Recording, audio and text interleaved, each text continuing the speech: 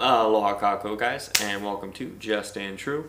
I'm going to go over this evening some intelligence that is public, that seems to be kind of brushed under the rug, and not a lot of people are talking about it, but it's quite concerning for me. It's quite concerning for the intelligence community and for the military movement worldwide, as well as for hostile tensions arising in Europe, also throughout Russia and that eastern area.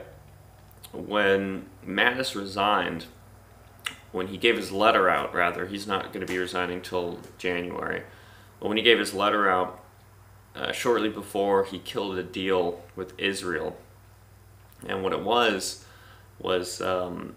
we had sold about $500 million worth of F16s to Israel, which at first glance doesn't seem very alarming because Israel has amazing fighters, amazing bombers, amazing stealth fighters that far surpass the F-16. The F-16 is pretty old. It can't compare to even the F-18 or the 22, but you need to ask, why was Israel buying these F-16s? There was a backdoor deal, an earmark on this deal, that Israel was immediately then selling those F-16s to Croatia. So, United States does not arm Croatia. We are not an ally of Croatia. We're not a military ally or a strategic ally of Croatia. Croatia is a United Nations partner, a United Nations military agency. They are a sovereign nation, but we do not partner with them. We do not supply them with armament. We do not supply them with intelligence. We have no allegiance with them whatsoever. So essentially what was happening is shortly before General Mattis had resigned, he had killed the deal arming or giving Israel these F-16s to then give to Croatia. And if you dig further into these dealings and these deals between the United States, Israel, and Croatia, or the United States, Israel, and Ukraine, or the United States, Israel, and Syria, you'll start to see, rebels that is, you'll start to see that we are arming the enemies of Russia, and we are arming the enemies of China, and we are arming the enemies of our enemies illegally, without telling the taxpayer, without informing anybody, without letting anybody know. And we funnel it through our money launderer, our military launderer, Israel. So we give Israel trillions of dollars in military spending, and then we arm them with American armaments, which even if obsolete, to us are still top grade to the rest of the world. Israel then therefore sells it for dirt cheap. Croatia, to the Ukraine, all across the region, any of the places where we don't have a large military presence, we are quickly becoming present there with our military tech and also with backdoor deals. Obviously, if Israel is arming Croatia, we all know that Croatia's biggest threat is going to be Russia. And in doing so, we are poking the bear, if you will. We are creating hostility and creating tension. Nothing in this deal, or the multitude of deals like it, go towards peace or go towards any kind of unity in the region. You can kind of get to understand, and I'm not defending Russia, I'm not defending any large nation or government or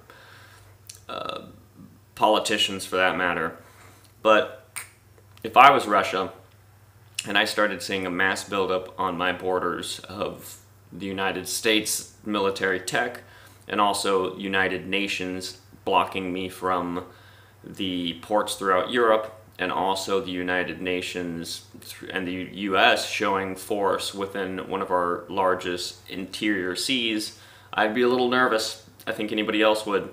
It's like as though Russia were to put a fleet in the Gulf. It would make anybody a little nervous.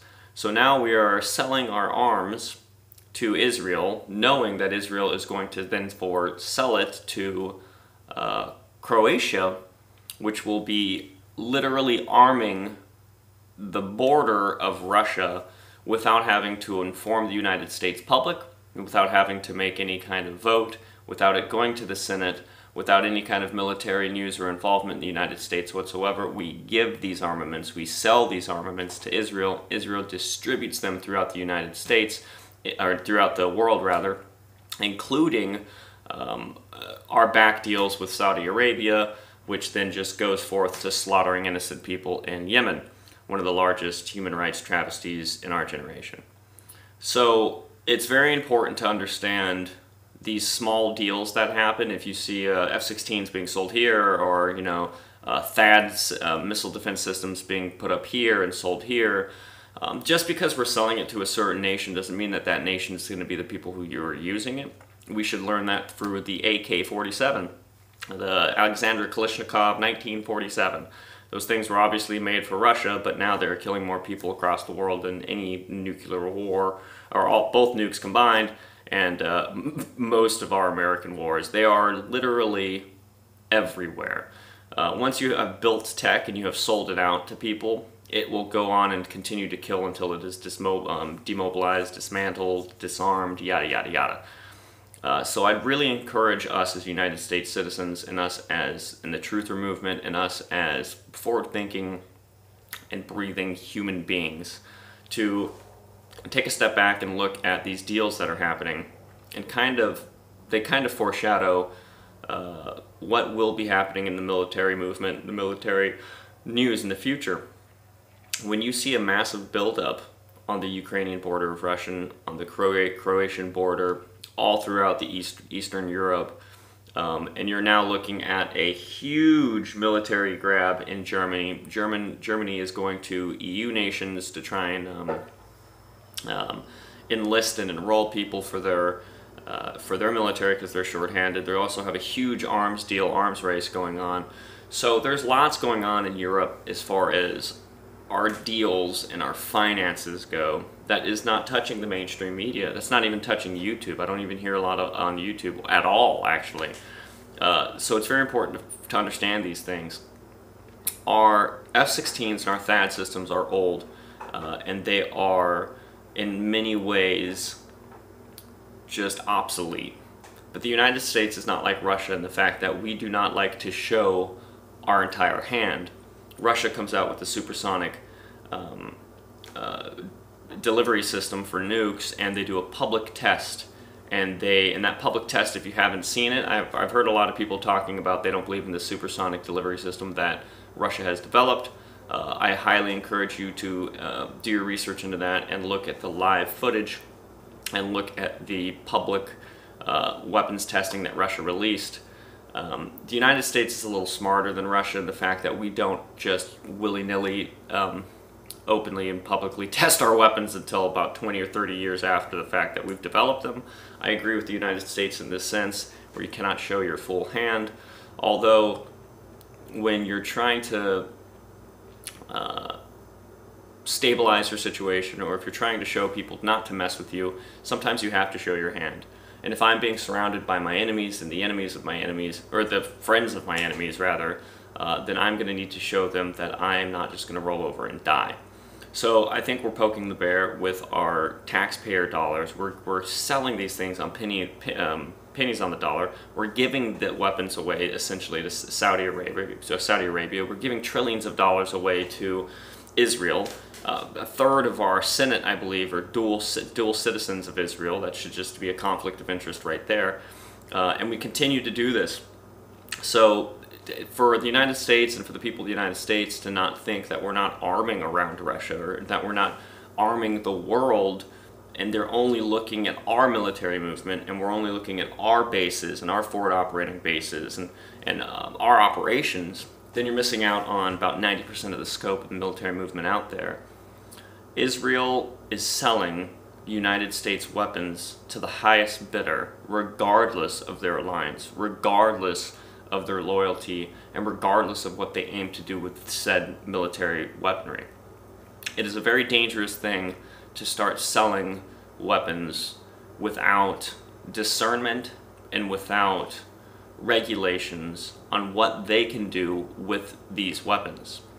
General Mattis pulled out and he stopped this deal. He did not want Croatia to have these F-16s in their fleet. He did not want Saudi Arabia to have the trillions of dollars, you heard me correctly, of dollars of military expenditure just to defend our fiat oil, our petrodollar system. And Saudi Arabia needs to start defending themselves, especially if they're going to go offending everybody else. They cut heads off of innocent civilians, even if they have dual citizenship in other nations. They're the largest humanitarian crisis, contributed to the largest humanitarian crisis of our age. They completely just eradicate all human rights within their country, which I guess is their right to do, but to a point. They're cutting off the heads of people who do not agree with their system. They're cutting off the heads of people who are critical of their system. Even if they are the same religion, the same creed, the same race, they'll still silence them if they're not following the agenda. A lot of people think America is very evil and very wrong, which I agree with completely. We are evil. Our government is wrong. Our government has shed blood, more so than almost any other nation.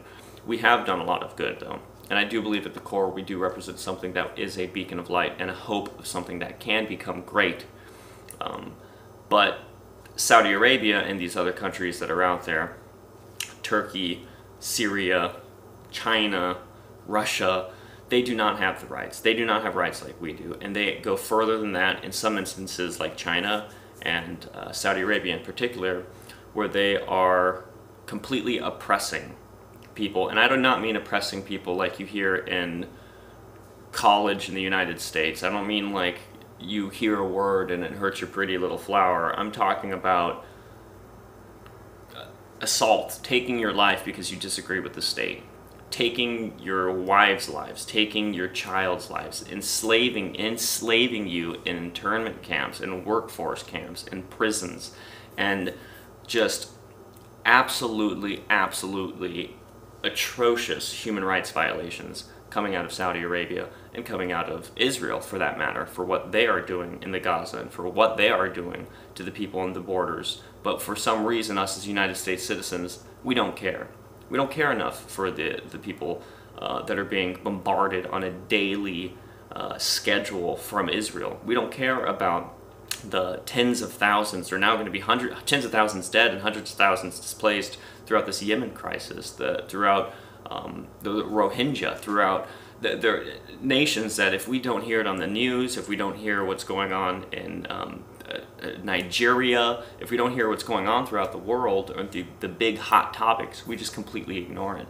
Mind you, and mark my words when I say that your tax dollars, you go to work tomorrow and you're working really hard, you're paying into a system that is paying another country to kill people. Innocent blood is on our hands, your hands and my hands, when we do nothing to stop this. When we do nothing to stand up and voice our opinion on what is right and what is wrong. And it has nothing to do with politics, gender, race, creed, has nothing to do with beliefs or opinions or values. It has everything to do with the precious value of human life. And that is it. That is the bottom line.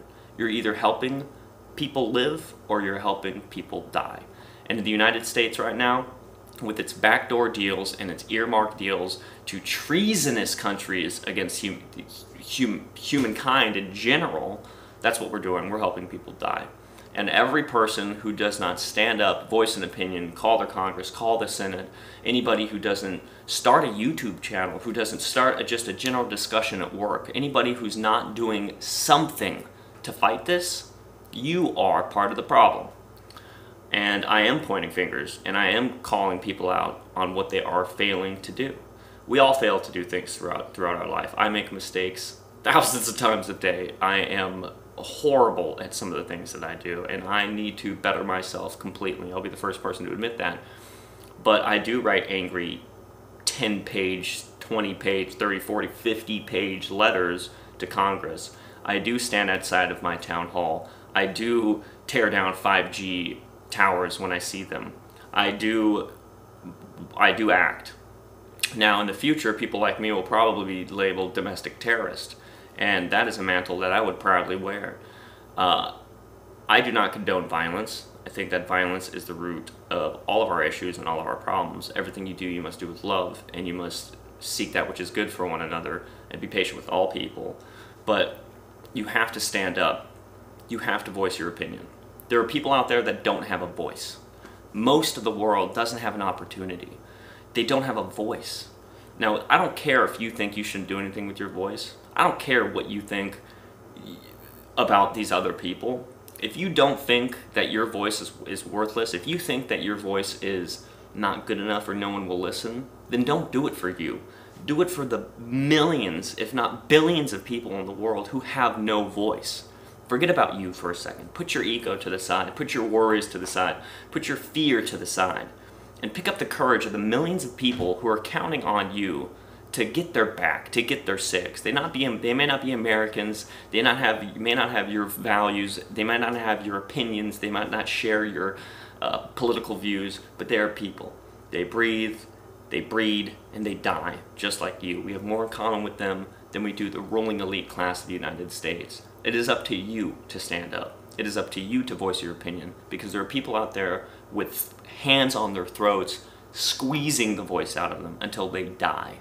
While us in the United States, for the majority, do nothing but waste our voice on silly arguments, tit-for-tat quarrels, and bottomless, reasonless excuses of why we can't stand up and why we can't voice our opinion.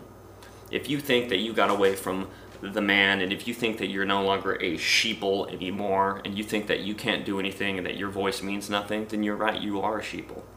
If you think that there's no way, there's no reason, there's no effect for you at all, there's nothing that you can do to affect the big giant game and scheme which is the ruling elite class, the central banking system, whatever you want to call them, the shadow government, the deep state, the Illuminati, then you have been neutralized. You are no longer a threat to them.